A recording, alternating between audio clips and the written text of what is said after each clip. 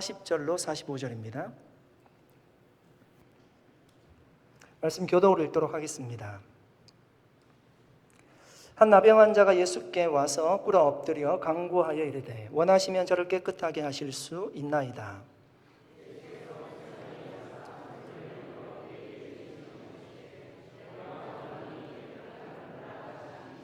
곧 나병이 그 사람에게서 떠나가고 깨끗하여 진지라.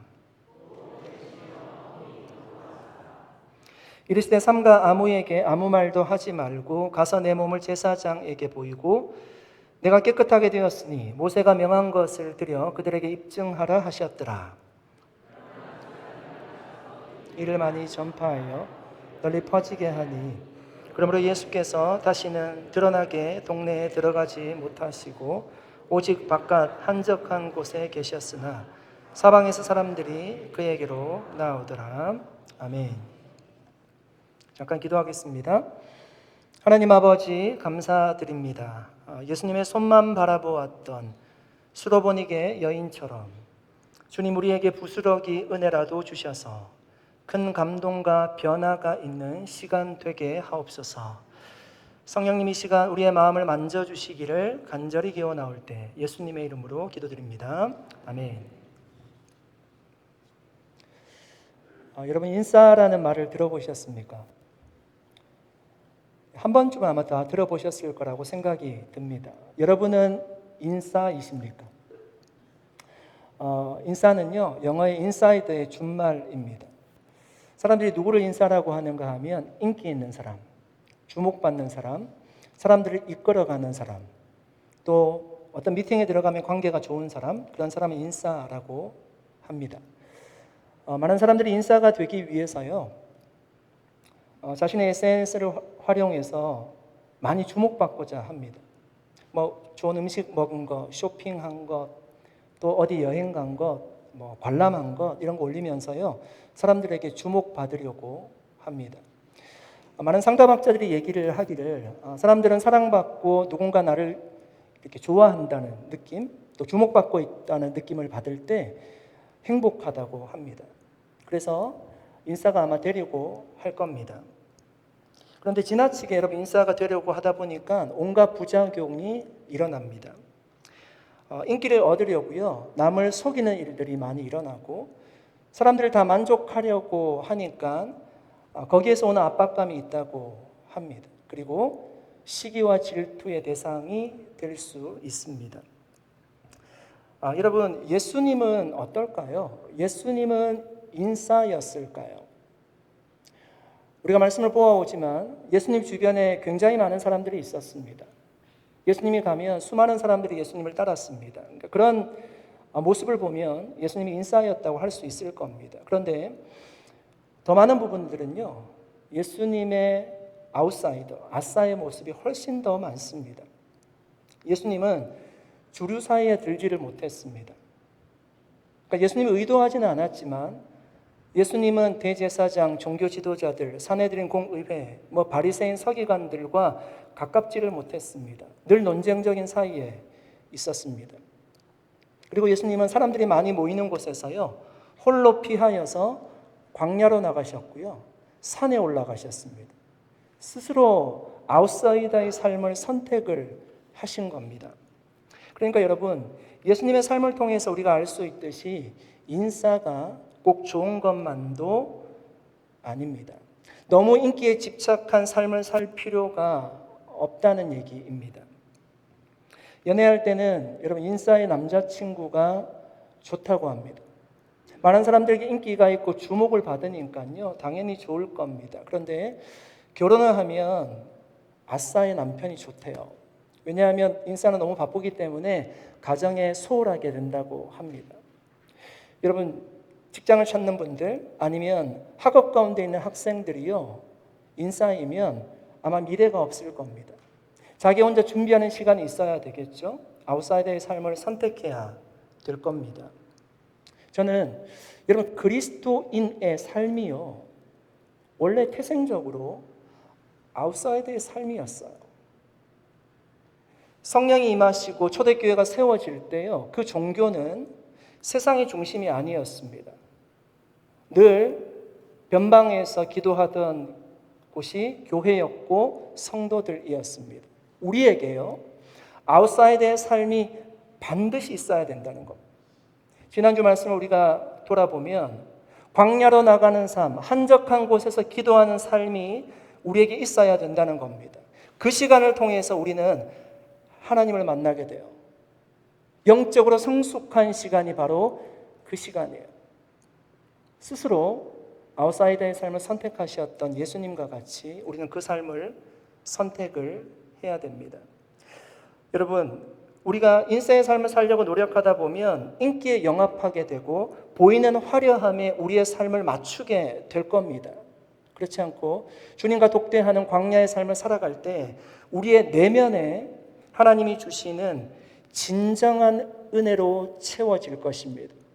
그런 은혜가 우리 모든 성도님들에게 다 있게 되시기를 축복합니다. 예수님의 소문을 듣고요, 나병 환자 한 사람이 예수님께 찾아왔습니다. 40절 말씀입니다. 한 나병 환자가 예수께 와서 꿇어 엎드려 간구하여 이르되 원하시면 저를 깨끗하게 하실 수 있나이다. 저와 가깝게 지내는 뇌성마비 목사님 한 분이 계십니다. 잘 걷지도 못하시고요, 말하는 것도 굉장히 어려우신 목사님입니다. 미국에서 공부를 하고 미국에서 사역을 하다가 한국에서 사역할 수 있는 기회가 더 많아서 한국으로 나가셨습니다. 그분이 제게 했던 말씀이 제 가슴 깊이 담겼습니다. 한국과 미국에서 장애인들에 대한 자기가 느꼈던 그 인식, 시선을 얘기해 주는 겁니다. 지금 한국에는요, 굉장히 편의시설이나 공공시설이 잘 돼 있다고 합니다. 너무너무 좋아졌다라고 제게 얘기했습니다. 그런데 미국에 비해서 한국이 가지는 장애인들의 시선이, 그 시각이 편견과 차별이 아주 심하다고 제게 얘기해 주었습니다. 무슨 얘기인가 하면 겉은 바뀌었는데 속이 바뀌지 않았다는 것을 얘기하는 겁니다. 여러분, 사람을 정말 힘들게 하는 것은 무엇일까요? 한 사람의 시선이 우리를 힘들게 하죠. 시설이 바뀌는 거요, 굉장히 사람이 편리해질 수 있습니다. 그런데 마음에 평안함은 주지 못하죠. 여러분, 예수님 당시에 사람들이 나병 환자를 어떻게 바라보았을까요? 나병 환자를요, 하나님께 징계를 받은 사람이라고 생각했습니다. 나병에 걸리면 성 안에 설 수 없었어요. 성 밖에 살아야 됩니다. 당연히 가족하고도 떨어져야 됐습니다.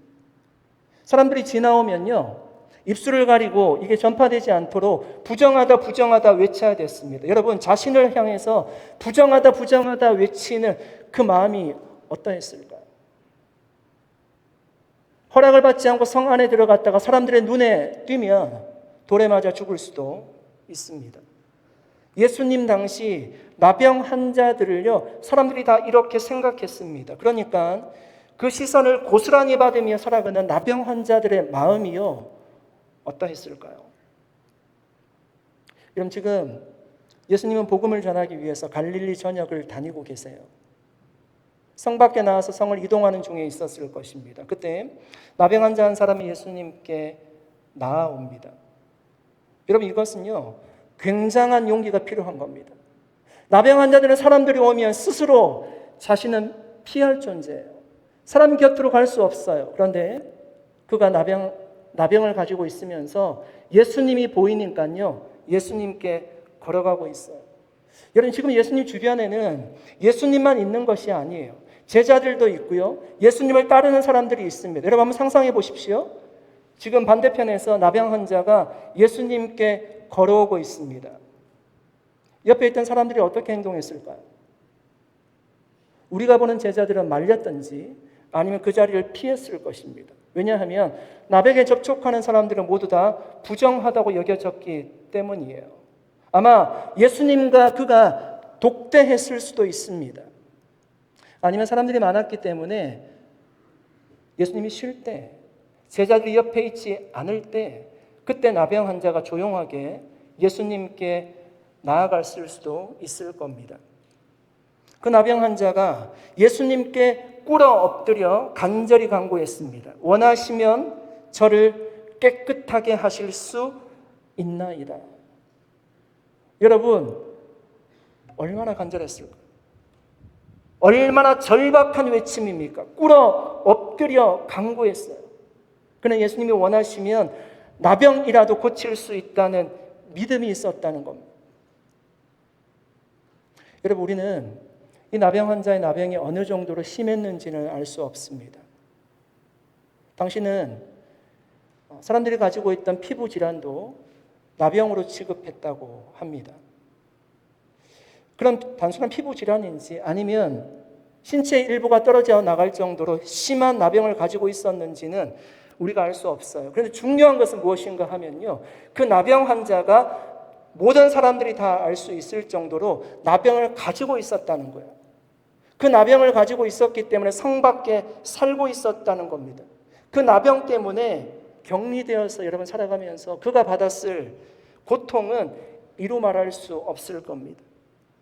그는 절망 끝에 용기를 내어서요, 예수님께 나온 겁니다. 여러분, 당시 나병 환자들은 성 밖에서요, 불악을 이루고 살고 있었대요. 그러니까 혼자 사는 것이 아니라 많은 사람들이 같이 살고 있는 것입니다. 그런데 예수님의 소식을 듣고 예수님 앞에 나온 사람은 오늘 본문에 이 한 사람밖에 없었다는 겁니다. 어떤 의사분이 노숙인 식사 봉사를 가셨다가 자신이 겪었던 간증을 하는 것을 들었습니다. 식사 봉사를 마치고요, 노숙자들 한 20명, 30명 정도가 사진을 찍었습니다. 몇 년 뒤에 그 사진을 보니까 몇 사람 남겨두지 않고요, 다 돌아가셨다는 겁니다. 이 의사가 굉장히 충격받았습니다. 그리고 이렇게 얘기합니다. 절망이라는 것은 많은 에너지를 뺏어가고 희망이 없음은 많은 사람의 생명을 앗아간다는 것을 깨닫고 마음이 아팠습니다. 여러분, 지금도 노숙의 문제가 얼마나 심각한 문제입니까? 많은 사람들이 거리에서 살아가고 있습니다. 그런데 그 많은 노숙인들은요, 절망과 낙심 가운데 살아가요. 자신이 이 노숙 생활에서 벗어날 수 있다라고 생각하는 사람은 거의 없습니다.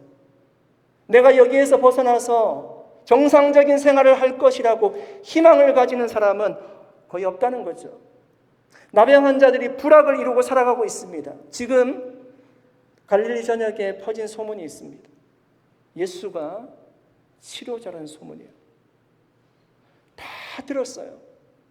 예수한테 나아가면, 그분에게 나아가면 병이 치료될 수 있다, 귀신이 떠나간다, 이 얘기를 들었습니다. 그런데 그 많은 사람들 중에서 예수께 나아가는 사람은 이 한 사람뿐이었다는 것입니다.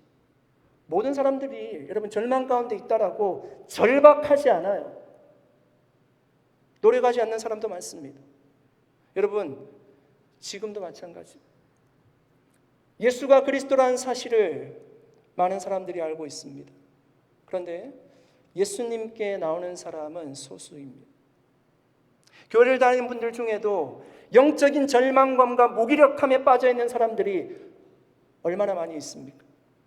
산더미와 같은 절박한 문제를 가지고 있습니다. 그런데 예수님께 그 문제를 가지고 나오는 사람들은요, 소수라는 것입니다. 여러분, 우리가 생각할 때는 문제가 있으면 그 문제를 해결하기 위해서 우리가 백방으로 노력을 하고 모든 일들을 해 나갈 것 같지만 어느 정도 하다가 이것이 안 된다 싶으면요, 모든 사람들이 자포자기 하게 됩니다. 잠을 자고 일어나는 것도 싫고, 눈을 뜨는 것이 괴롭고, 씻기도 싫고, 음식을 먹기도 싫고, 누구를 만나기도 싫고, 아무것도 하기 싫어합니다. 그렇게 시간이 오래 지속되면 우울증이 생기고요, 자신의 삶을 결정하게 되죠.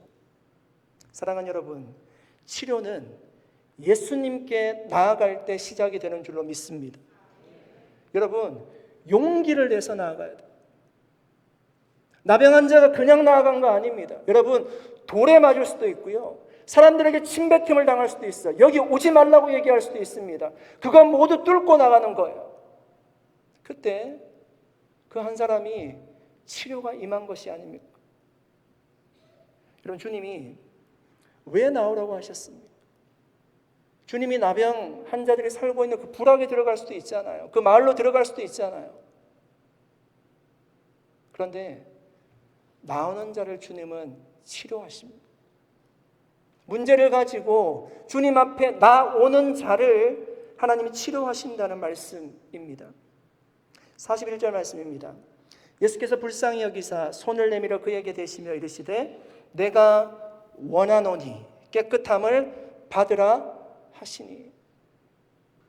예수님이 그 나병 환자에게 손을 대었습니다.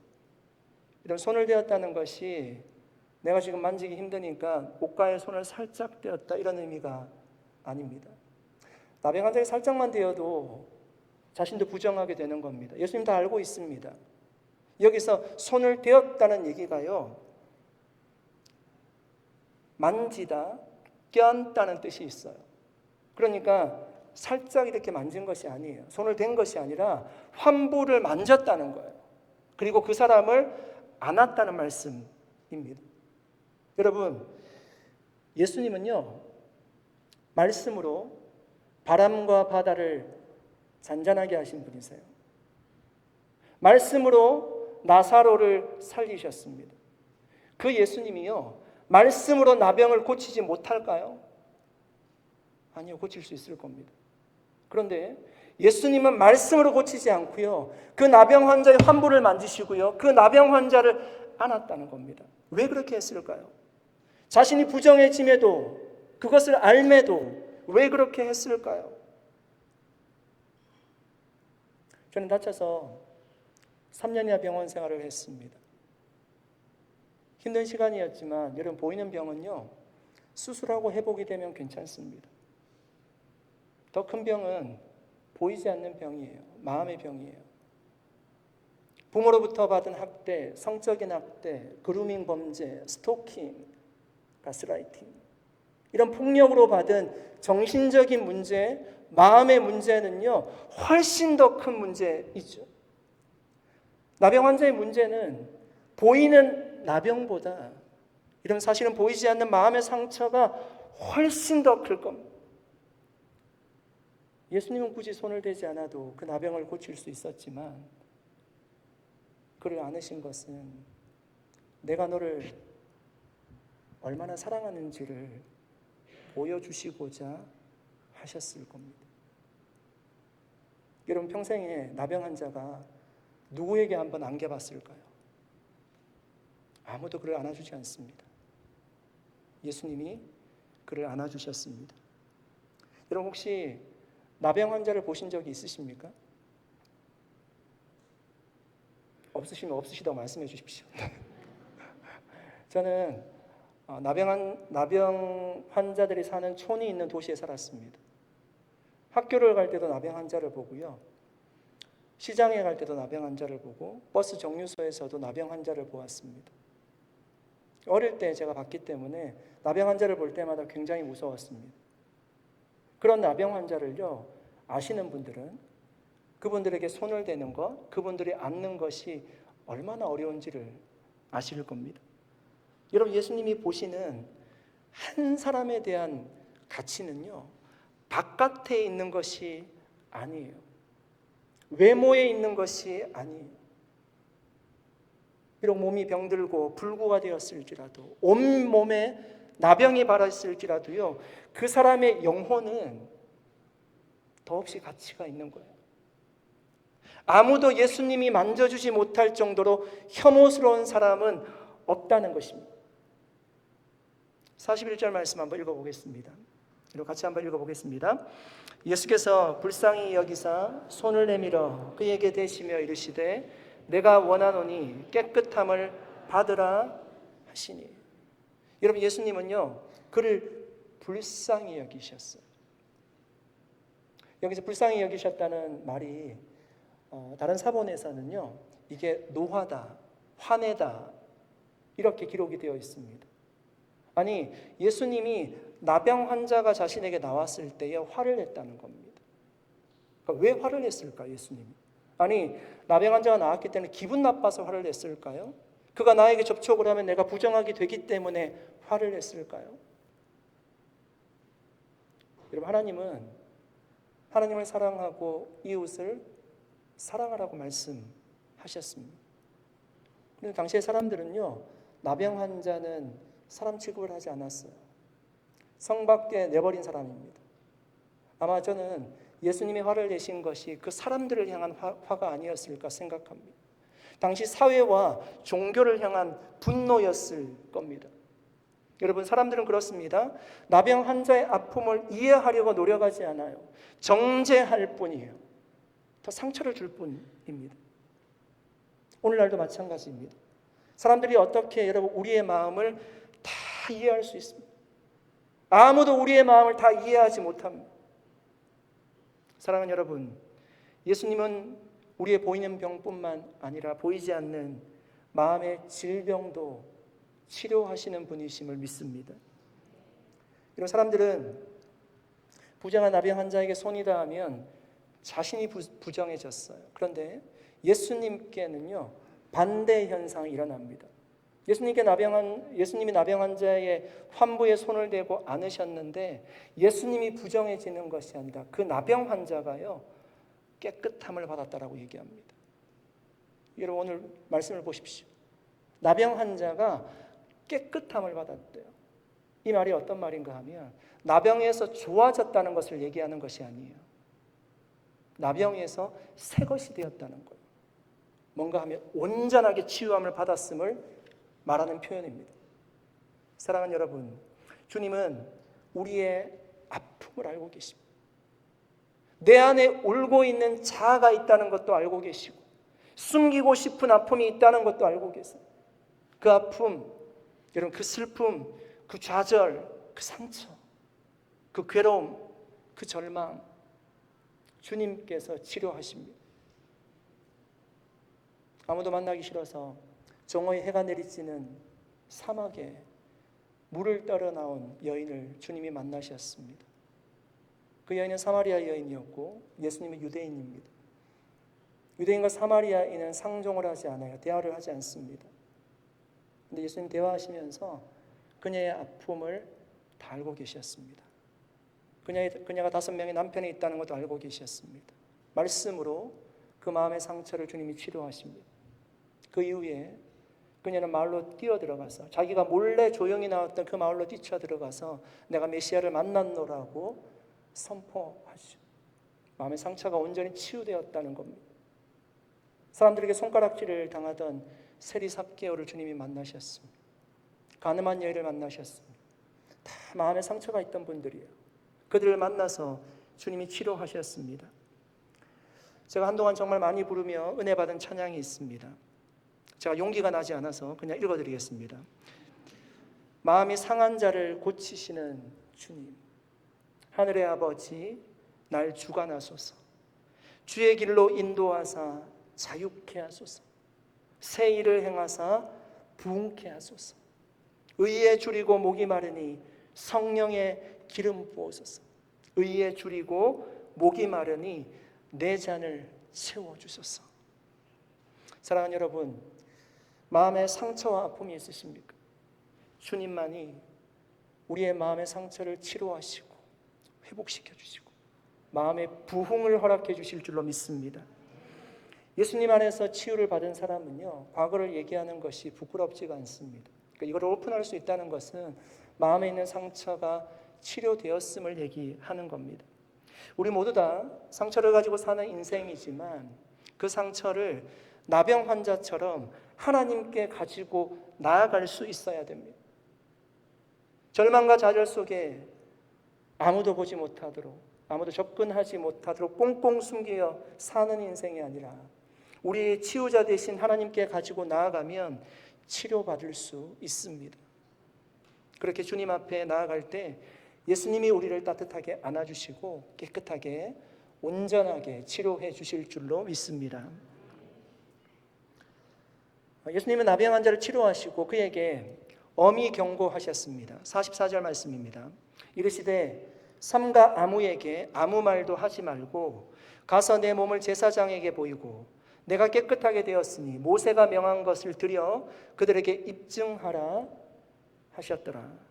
여러분, 예수님 당시에는 나병에서 나음을 받으면 나병이 나았다라고 확인을 해주는 사람이 의사가 아니라 제사장이었습니다. 그래서 예수님이 말씀하시는 겁니다. 제사장에게 먼저 가서 내가 나병이 나았음을 확인을 받으라는 겁니다. 그리고 자유하라고 얘기해 주셨습니다. 여러분, 그가 그렇게 하면 그는 다시 성 안에 살 수 있습니다. 가족의 품으로 돌아갈 수 있어요. 평생 꿈꿔왔던 성전에 가서 예배를 드릴 수 있고요. 말씀을 배우는 회당에 갈 수도 있습니다. 사람들이 많이 모이고 있던 시장에 가서 사람들을 만날 수도 있습니다. 정말 꿈꿔왔던 삶이 이제 열리는 겁니다. 그런데 예수님이 그에게 부탁하신 것이 있습니다. 제사장에게만 보이고 아무에게도 알리지 말라는 겁니다. 여러분, 왜 예수님은 그 나병 환자에게 이 치료받은 소식을요 아무에게도 알리지 말라고 얘기했을까요? 제가 생각해 보니까 아니, 치료받은 것을 많은 사람들에게 알리면 많은 사람들이 예수님께 나올 수 있을 것 같은데 그러면 훨씬 더 좋은 것 아닌가? 이런 생각이 들었습니다. 이런 만약에 예수님이 인싸가 되기를 원했다라면, 아니면 정말 인기를 얻기를 원했다라면 그 나병에서 난 그 사람에게요 많은 사람들에게 알리라고 얘기했을 겁니다. 그런데 예수님의 목적은 그것이 아니었습니다. 굿뉴스, 복음에 있었습니다. 만약 이 소식이 알려져서 더 많은 사람들이 기적을 바라고 예수님께 나온다면, 단지 신비한 능력을 경험하기 위해서 예수님께 나온다면, 현세적인 소원을 이루기 위해서 예수님께 나오는 것을 예수님은 경계하셨습니다. 왜 그랬을까요? 이 치유 사건이 영혼을 구원하시려는 예수님의 본질적인 사역을 흐릴 수 있기 때문입니다. 그래서 아무에게도 알리지 말라고 했던 겁니다. 단지 병을 치료하는 것이 예수님의 목적이 아니었어요. 사람들이 오해하지 않도록 알리지 말라고 명령하신 겁니다. 여러분, 이 사람이 어떻게 했을까요? 45절 말씀입니다. 그러나 그 사람이 나가서 이 일을 많이 전파하여 널리 퍼지게 하니, 그러므로 예수께서 다시는 드러나게 동네에 들어가지 못하시고 오직 바깥 한적한 곳에 계셨으나 사방에서 사람들이 그에게로 나오더라. 여러분, 오늘 이 나병 환자가요 제사장에게 먼저 갔을까요? 예수님이 말씀하셨잖아요. 아무에게도 알리지 말고 제사장에 먼저 가라고 얘기했습니다. 이 나병 환자가 제사장에게 갔을까요? 성경에서는 확인할 수 없습니다. 갔는지 안 갔는지 우리는 알 수 없습니다. 그래서 어떤 학자들은 아마 가지 않았을 것이라고 얘기하기도 합니다. 저는 생각해 보니까 그래도 갔지 않았을까 생각이 들어요. 왜냐하면 나가서 많은 사람들이 전파하고 있잖아요. 그러니까 사람들에게 다가가려고 하면 그가 나병 환자였다는 것을 알고 있는 사람들은 아마 피하게 될 겁니다. 많은 사람들에게 갔다는 것은 아마 제사장에 갔다가 가지 않았을까 생각합니다. 그런데 사람들의 심리가 그런 것 같습니다. 하지 말라고 하면 더 하고 싶어지는 것이 우리의 마음이죠. 하나님이 아담과 하와에게 동산 중앙에 있는 선악을 알게 하는 나무의 실과를 먹지 말라고 하셨습니다. 근데 동산 중앙에 있으니까요, 오고 가면서 잘 보이는 곳에 있는 겁니다. 모든 것을 다 먹을 수 있어요. 그런데 그것만 먹지 말라고 했습니다. 그런데 그것 볼 때마다 먹고 싶은 마음이 드는 거죠. 그 마음을 사단이 이용해서요, 그 선악과를 따먹게 했습니다. 우리의 마음도 동일하지 않을까 생각이 들어요. 이런 뷔페에 가보시면 많은 음식이 있잖아요. 그런데 그 많은 음식들 중에서요, 내가 좋아하는 음식들은 사실은 딱 정해져 있습니다. 다 먹을 수 있지만 내가 원하는 음식들은 딱 정해져 있죠. 제 접시는 늘 고기 접시입니다. 저는 풀을 잘 먹지 않습니다. 제가 야채를 풀이라고 해서 죄송하긴 한데, 제가 샐러드를 보면서요, 한 번도 먹고 싶다고 생각한 적이 단 한 번도 없습니다. 네. 만약에 어떤 의사분이 제 건강을 위해서 고기 먹지 마십시오라고 얘기한다면 제가 먹을까요, 안 먹을까요? 대답 잘하십시오. 저는 아마 먹을 것 같은데요. 네. 운동을 해서도 아마 먹을 겁니다. 약을 먹으면서도 아마 먹을 겁니다. 콜라를 하도 많이 먹으니까 콜라 먹지 말라고 해서요, 제가 안 먹진 않고 다이어트 콜라를 먹고 있습니다. 여러분, 예수님이 하지 말라고 하면 안 해야 되는 겁니다. 나병을 깨끗하게 치료해 주셨고요, 자유를 얻었어요. 예수님 부탁하셨습니다. 아무에도 알리지 말라고 하셨습니다. 그러면 안 해야 되죠. 그런데 나가자마자 사람들에게 이야기를 하고 다닙니다. 왜 이야기를 하고 다녔을까요? 아마 그는, 제가 생각할 때는요, 선한 의도로 했을 거예요. 자신이 치료받은 거 많은 사람들에게 알려서 예수님께 많은 사람들이 가면 좋겠다, 그 사람도 치료받으면 좋겠다는 마음으로 전했을 겁니다. 아니면 이게 꿈인가 생신가, 너무 기쁘잖아요. 지금 나병에서 나왔잖아요. 이 소식을 어떻게 그냥 가만히 입을 닫고 있습니까? 많은 사람들에게 알려주고 싶었을 겁니다. 심정적으로는 이해를 하지만 그 일로 말미암아 하나님의 사역에는 큰 어려움이 찾아왔습니다. 예수님의 사역에는 어려움이 찾아왔어요. 45절 말씀, 여러분 다시 한번 읽어보겠습니다. 같이 한번 읽어보겠습니다. 그러나 그 사람이 나가서 이 일을 많이 전파하여 널리 퍼지게 하니, 그러므로 예수께서 다시는 드러나게 동네에 들어가지 못하시고 오직 바깥 한적한 곳에 계셨으나 사방에서 사람들이 그에게 나오더라. 여러분, 뭐라고 말씀하죠? 원래 예수님의 계획이 무엇이었는가 하면, 우리가 말씀을 나누었듯이 갈릴리 전역에 다니시면서 회당 중심으로 말씀을 전하려고 하셨어요. 그런데 마을로 들어가지 못하게 되었어요. 이 일로. 지금 어디 계십니까? 한적한 곳에 계신데요. 선교의 계획을요, 복음 전환 계획을 수정해야 했습니다. 사랑하는 여러분, 우리가 감정에 이끌려서 뭔가를 하고 싶어도 하나님이 말씀하신 선을 지켜야 돼요. 기준을 지켜야 돼요. 그렇지 않으면 좋은 의도라도요, 하나님의 뜻을 거스리고 반대로 갈 수 있습니다. 사울이 아말렉과의 전쟁에서 승리했습니다. 좋은 동물들 남겨두었습니다. 하나님 앞에 제사하기 위함입니다. 좋은 의도입니다. 그런데 하나님이 원하시는 것은 아니었습니다. 다 태우라고 말씀했습니다. 우시야 왕이 성전에 들어가서 분향하려고 했어요. 그러니까 성전에 들어가서 하나님을 예배하려고 했다는 겁니다. 그런데 그것도 좋은 얘기죠. 좋은 마음이죠. 근데 그렇게 해서는 안 되죠. 분향하는 것은 제사장들만 해야 되는 겁니다. 좋은 의도라도 하나님이 원하지 않으면 하면 안 되는 거죠. 하나님이 말씀하시는 곳까지 가고요, 그곳에서 우리는 멈추어야 되는 것이 우리의 기준이 되어야 됩니다. 하나님이 멈추라고 하면 그 자리에 그대로 멈추어야 돼요. 아무리 좋은 소식을 전해도, 그것이 도움이 될 것 같아도 주님이 부탁하셨으면 그대로 하는 것이 맞는 거죠. 어떤 소년이 할머니 집에 가기 위해서 버스를 탔습니다.